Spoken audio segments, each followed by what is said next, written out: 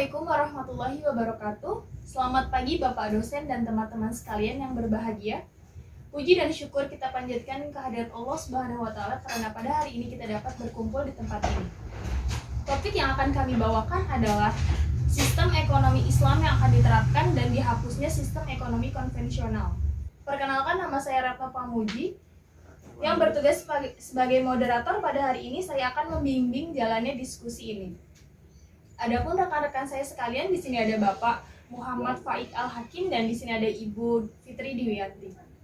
Ekonomi Islam atau ekonomi syariah merupakan ilmu pengetahuan yang berupaya untuk memandang, meninjau, meneliti dan akhirnya menyelesaikan permasalahan-permasalahan dengan cara Islami. Ekonomi konvensional adalah teori ekonomi kaitannya dengan kebebasan bergerak ke arah menuju pasar bebas dan sistem ekonomi berpaham perdagangan bebas dalam era globalisasi yang bertujuan menghilangkan kebijakan ekonomi proteksionisme. Karena sistem ekonomi Islam ini menimbulkan pro dan kontra di kalangan masyarakat, maka kita akan berdiskusi tentang hal tersebut.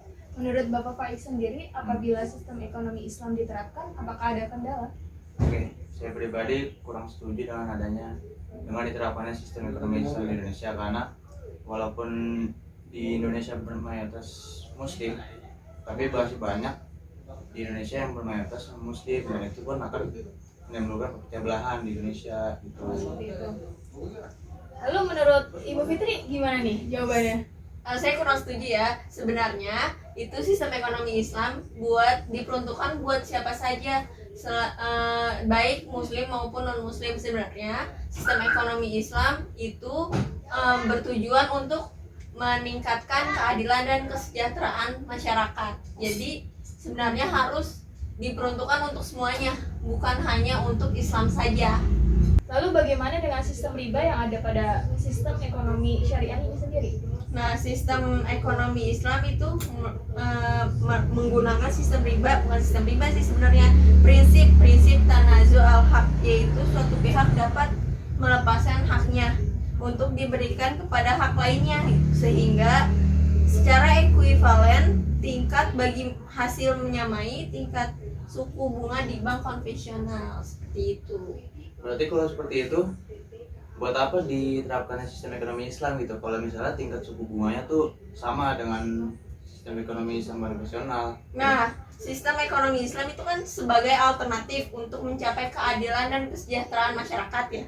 Terus semua itu tergantung dari segi pengolahan yang efektif dan efisien dengan menggunakan keadilan dan moral. Jadi sebenarnya sistem riba itu harus adil agar tidak menjadi sistem riba. Jadi selain menghilangkan sistem riba, dia juga dapat keadilan dari sistem itu sendiri. Iya, seperti itu. Memperoleh keadilan. Tapi apa masyarakat Indonesia sudah paham tentang ekonomi Islam itu sendiri? Padahal menurut data hanya 30% dari sumber daya yang mengetahui perbankan ekonomi Islam itu sendiri. Sisanya 70% masyarakat lebih mengetahui sistem ekonomi konvensional dalam perbankan Indonesia. Nah, yang menjadi kendala dari ekonomi Islam itu adalah kurangnya dari dukungan pemerintah ya. Jadi kita harus meningkatkan dukungan dari pemerintah, dari publik, dari ulama gitu. Seperti mengadakan seminar, diskusi, forum-forum ilmiah, terus peningkatan kualitas sumber daya manusia, terus teknologi informasi yang handal, terus penjamin pembiayaan syariah gitu. Dan terbentuknya Islamic Trend Center dan memperdayakan pengawasan aspek syariah gitu. Istilah yang tepat harusnya menggambarkan kondisi saat ini.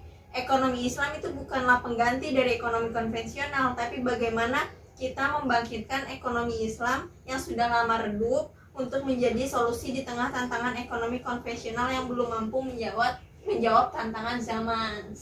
Oh, jadi istilahnya mengedukasi terlebih dahulu masyarakatnya, lalu nanti kita bangkitkan lagi sistem ekonomi itu sendiri. Ya. Okay. Jadi kesimpulan pada diskusi ini, seiring dengan itu maka dirasa perlu bagi kita untuk memetakan faktor yang menyebabkan permasalahan tersebut.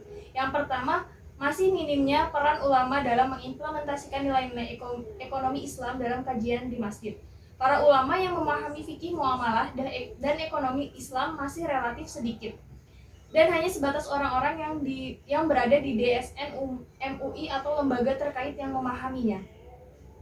Kedua, peran pemerintah dinilai masih minim terhadap pengembangan literasi ekonomi Islam, terbukti dengan stucknya market share perbankan syariah di rentan 5%. Dan yang ketiga, kurangnya optimalisasi SDM ekonomi syariah di Indonesia.